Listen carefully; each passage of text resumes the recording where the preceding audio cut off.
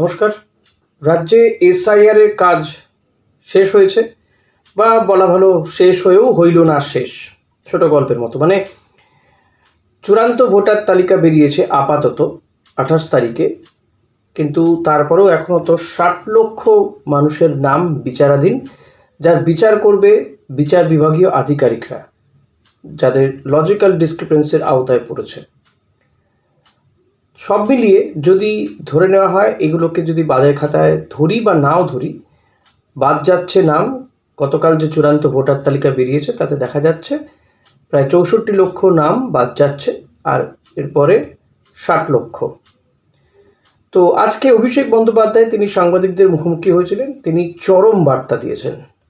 তিনি বলছেন যে বিজেপি যে টার্গেট সেট করে দিয়েছিল, অর্থাৎ আমরা এর আগেও আপনাদেরকে বলেছি যে শুভেন্দু অধিকারী, শান্তনু ঠাকুররা বলেছিলেন, কেউ বলেছিলেন 1,25,00,000 নাম বাদ যাবে, কেউ বলেছিলেন 1,20,00,000 নাম বাদ যাবে। বিজেপি সেট করে দেওয়ার টার্গেটই পূরণ করতে চাইছে জাতীয় নির্বাচন কমিশন, অর্থাৎ এই যে 64 লক্ষ আরও 60 লক্ষ যদি হয়, মোট 1,24,00,000 মতো নাম। তো এটাই অভিষেক বন্দ্যোপাধ্যায় বলছেন যে আসলে এটা বিজেপি যে সেট করে দিয়েছে টার্গেট, সেই টার্গেট পূরণ করারই চেষ্টা করে চলেছে নির্বাচন কমিশন, আর এর বিরুদ্ধে তারা সর্বতোভাবে আন্দোলনে নামবেন। যেমনটা এসআইআর ঘোষণা হওয়ার পরে পরে তৃণমূল কংগ্রেসের বিরোধিতায় সোচ্চার হয়েছে, পথে নেমেছে মমতা বন্দ্যোপাধ্যায়, অভিষেক বন্দ্যোপাধ্যায়রা সুপ্রিম কোর্টে গিয়েছিলেন, এমনকি মমতা বন্দ্যোপাধ্যায়ের শুনানিতে হাজির হয়ে। এখন বিজেপি এটাকে দেখাতে চাইছে যে মমতা বন্দ্যোপাধ্যায়রা তারা সুপ্রিম কোর্টের দ্বারস্থ হয়েছিলেন, তাই বিচারাধীন ব্যাপারটা চলে গেছে। 60 লক্ষ মানুষের বিষয়টা পুরোটাই আদালতের হাতে চলে গেছে, বিচারাধীন বিষয় করে দিয়েছে, মানুষের ভোটাধিকার কেড়ে নিয়েছে মমতা বন্দ্যোপাধ্যায়। কিন্তু আখেরে বাস্তব কি তাই? আজকে এসে এটার ন্যারেটিভ ঘোরাতে চাইলেও কি মানুষ মেনে নেবে সেটা? তবে মানুষ কোনটা মানবে সেটা তো মানুষ ঠিক করবে। কিন্তু এই এসআইআর এর চূড়ান্ত তালিকা বেরোনোর পর দেখা যাচ্ছে নদিয়া, উত্তর 24 পরগনা, এই সমস্ত যে মতুয়া অধ্যুষিত অঞ্চলগুলো, সেখানে মানে গাদা গাদা ভোটারদের নাম বাদ চলে গিয়েছে, হয় ডিলিটেড নয়তো বিচারাধীন। এখন এর দায় অবশ্য শান্তনু ঠাকুররা নিতে চাইছেন না। শান্তনু ঠাকুর বলছেন এটা আর কী করা যাবে এখন। তবে যারা উদ্বাস্তুরা রয়েছেন তারা নাগরিকত্ব পাবেনই। 2024 সালের ডিসেম্বর পর্যন্ত যারা এসছেন তারা নাগরিকত্ব পাবেন, ভারত সরকার বলে দিয়েছে। অনেক করে চেষ্টা করা হচ্ছে তাদেরকে বোঝানোর যে তারা ভারতেই থাকবেন, অর্থাৎ হয়তো এবার তারা ভোট দিতে পারবেন না, নেক্সট টাইম দেবেন।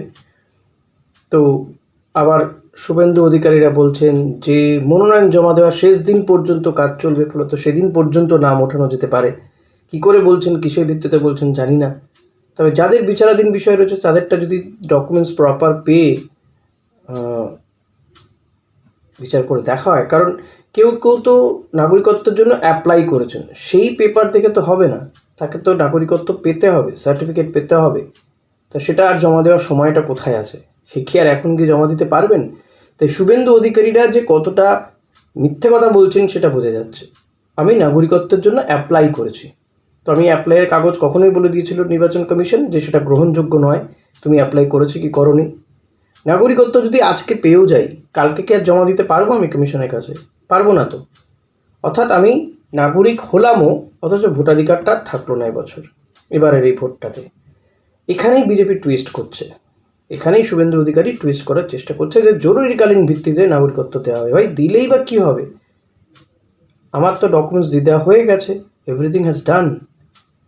এখন যদি ফোর্সফুলি বলে দেওয়া হয়, কমিশনকে যদি এখানে মোল্ড করে বা কোনোভাবে কমিশন নির্দেশ দেয় যে না, যারা নাগরিকত্বের অ্যাপ্লাই করেছিলেন তাদের প্রত্যেককে নাগরিকত্ব দিয়ে দেওয়া হলো বা তারা ভোটাধিকার পেয়ে যাবেন, ডিফারেন্ট ইস্যু।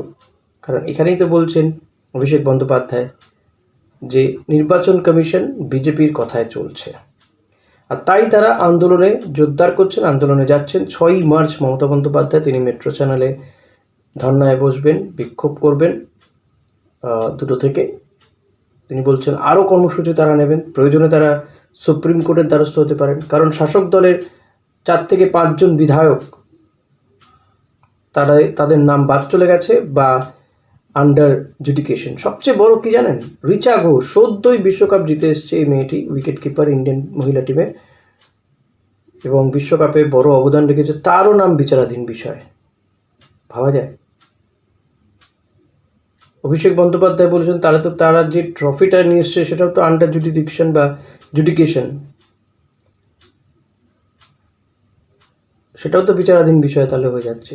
এই এত সংখ্যক মানুষের ভোট পেয়ে যারা জিতেছে, 60 লক্ষ মানুষের ভোট পেয়ে, তারাও তো তাহলে বিচারাধীন, তাদেরও হওয়া উচিত।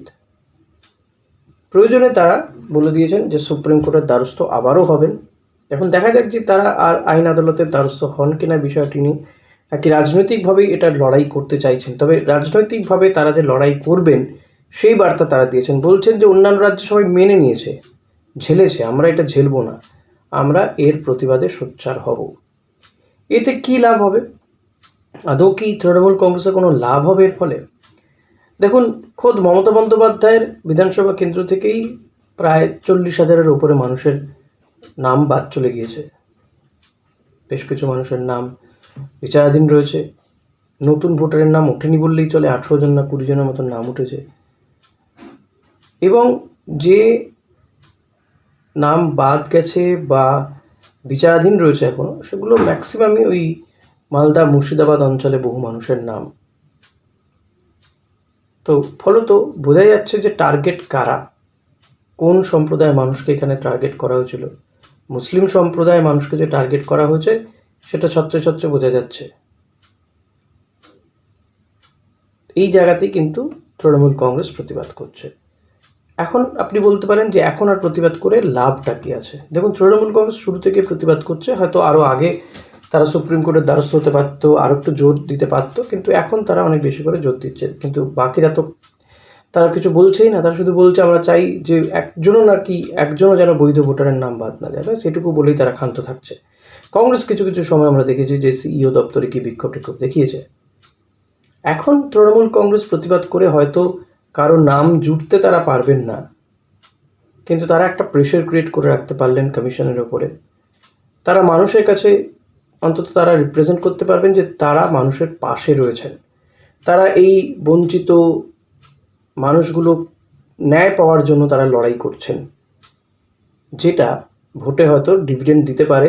যাদের নাম উঠে গিয়েছে তারা হয়তো ভাবতে পারে যে আরে আমার পাশের বাড়ির লোকটা তো নাম ওঠেনি, তার জন্য দায়িত্ব বিজেপি বা কেন্দ্র বা নির্বাচন কমিশন, তৃণমূলের তো কোনো দায় নেই এখানে।